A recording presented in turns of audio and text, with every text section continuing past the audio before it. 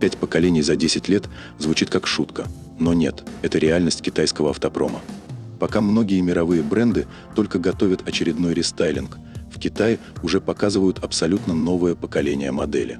И, честно говоря, именно из-за таких темпов за этим рынком сейчас действительно интересно наблюдать. Да и сам китайский автомобильный рынок давно изменился. Это уже не история про доступные машины с простым оснащением.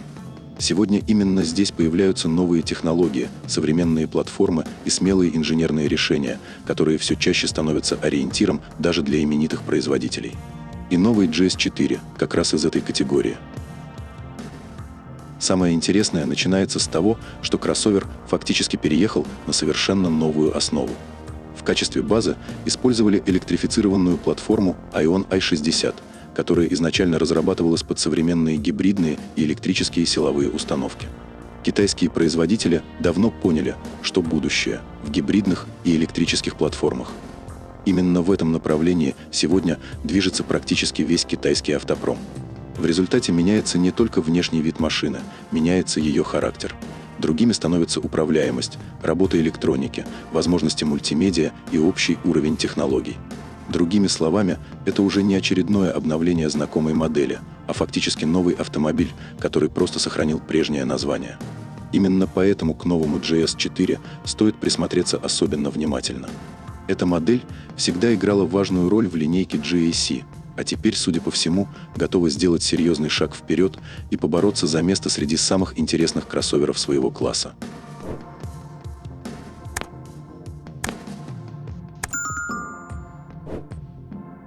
Четвертое поколение GAC GS4 стало настоящим прорывом для бренда.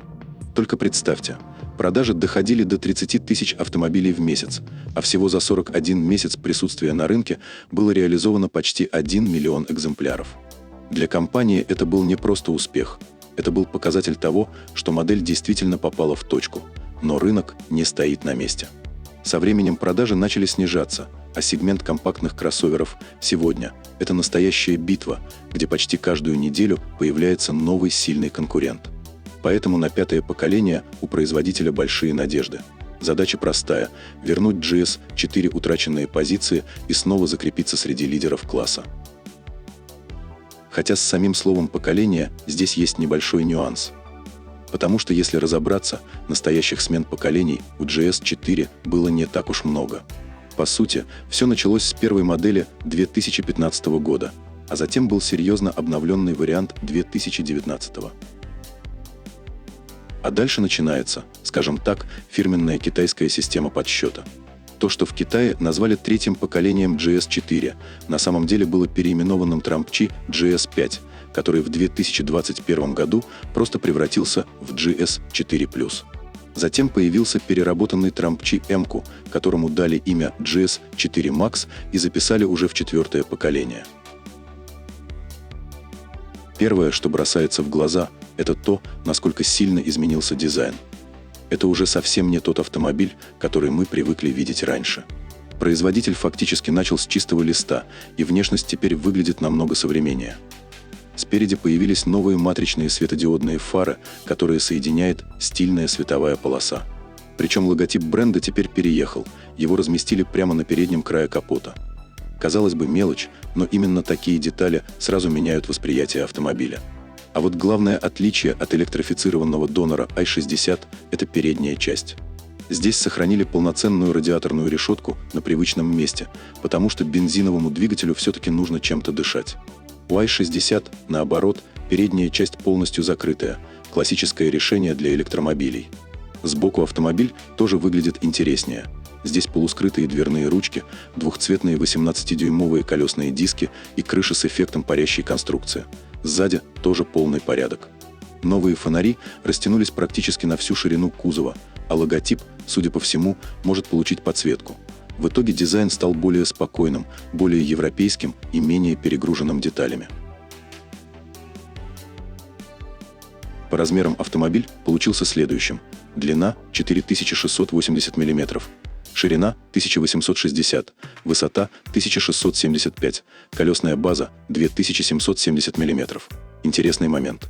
Несмотря на полностью новый образ, размеры изменились не радикально. Колесная база выросла на 20 мм, что должно положительно сказаться на пространстве в салоне, а общая длина даже немного уменьшилась, примерно на 5 мм. Дорожный просвет пока официально не раскрывают. Для Донора i60 он составляет 160 мм, но для других рынков показатель может отличаться. Подвеска спереди все тот же классический Макферсон, а сзади установлена полностью независимая многорычажная. Снаряженная масса автомобиля около 1550 килограммов.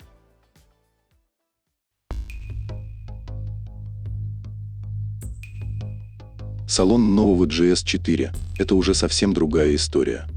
Здесь GAC полностью пересмотрела подход и сделала интерьер в духе своих последних электромобилей. Правда, если вы следите за китайским автопромом, то наверняка заметили одну тенденцию. Многие салоны сегодня выглядят так, будто их рисовал один дизайнер. Большой экран, минимум кнопок, чистые линии. Нравится такой подход или нет – это уже дело вкуса. Но пока дизайнеры из Поднебесной не придумают что-то действительно новое, нас, похоже, ждет еще много автомобилей с похожими интерьерами. Главная роль здесь у центрального дисплея мультимедиа – 14,6 дюйма. Он буквально забирает на себя все внимание. Перед водителем компактная цифровая приборная панель немного меньше 9 дюймов. Не самая большая в классе, но вся нужная информация перед глазами. За мультимедиа отвечает система ADIGA с искусственным интеллектом. То есть это уже не просто экран с навигацией и настройками, а полноценный цифровой помощник, который постепенно становится обязательным атрибутом новых китайских автомобилей. Перед водителем двухспицевое рулевое колесо, а вместо классического рычага появился электронный селектор коробки передач. К нему, кстати, сначала нужно привыкнуть. Китайские журналисты отмечают, что первые поездки немного непривычны, но со временем начинаешь понимать задумку, правая рука меньше отвлекается от руля. Что в повседневной езде действительно может быть удобнее, хотя насколько это преимущество на практике, каждый водитель решит для себя сам. Под центральной консолью сделали большой дополнительный отсек для вещей, а рядом разместили беспроводную зарядку смартфона мощностью 50 Вт. Интересный момент, в отличие от электрического родственника, приборная панель здесь немного затемнена, а кнопку запуска двигателя перенесли ближе к зоне хранения. С практичностью тоже все хорошо. Есть места для мелочей в дверях, вместительный подлокотник, а задние сиденья уже в базовом оснащении получили регулируемые спинки. Пока что производитель не раскрывает все детали по комплектациям. Но это, скорее всего, только вопрос времени. После официальной презентации информации станет намного больше. Под капотом нового GS4, судя по всему, не будет каких-то радикальных экспериментов. Здесь останется уже знакомый многим по предыдущему поколению и другим моделям семейства Трамп-Чи 1,5-литровый турбированный бензиновый двигатель. Мотор развивает 177 лошадиных сил и 270 ньютон-метра крутящего момента. Работать он будет в паре с семиступенчатым роботом с двойным мокрым сцеплением. Учитывая, что новый GS4 стал не сильно тяжелее, можно ожидать примерно такую же динамику, как у предыдущей версии.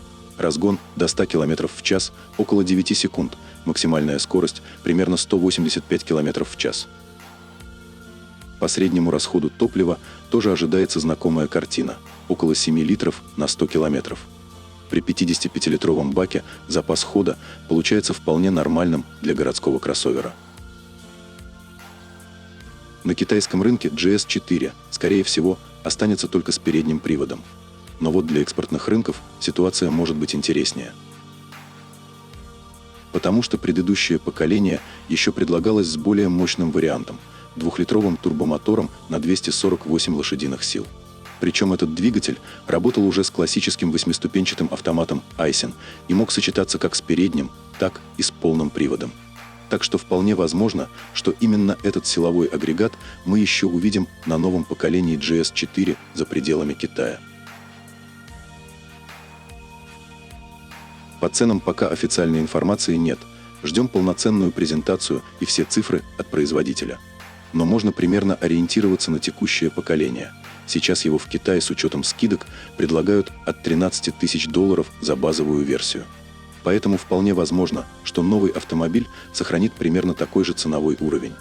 особенно если учитывать особенности китайского рынка, где цена часто становится одним из главных аргументов в борьбе за покупателя. Конечно, конкуренция сейчас там просто огромная. Новых моделей появляется все больше, и каждая пытается перетянуть внимание на себя. Но у этого автомобиля есть один важный козырь – имя и хорошая репутация, которую успели заработать предыдущие поколения. Так что списывать его со счетов точно не стоит. Если производителю удастся сохранить привлекательную цену и добавить современные технологии, у него вполне есть шанс найти своего покупателя даже в таком плотном сегменте. Спасибо, что провели это время с нами и остались до самой последней секунды. Значит, настоящая страсть к автомобилям у нас общая. Подписывайтесь на канал, не пропускайте новые видео, дальше еще интереснее. Пусть ваши колеса всегда крутятся легко, а бензин никогда не кончается в самый неожиданный момент. До новых встреч в наших видео на канале и безопасных километров на дорогах.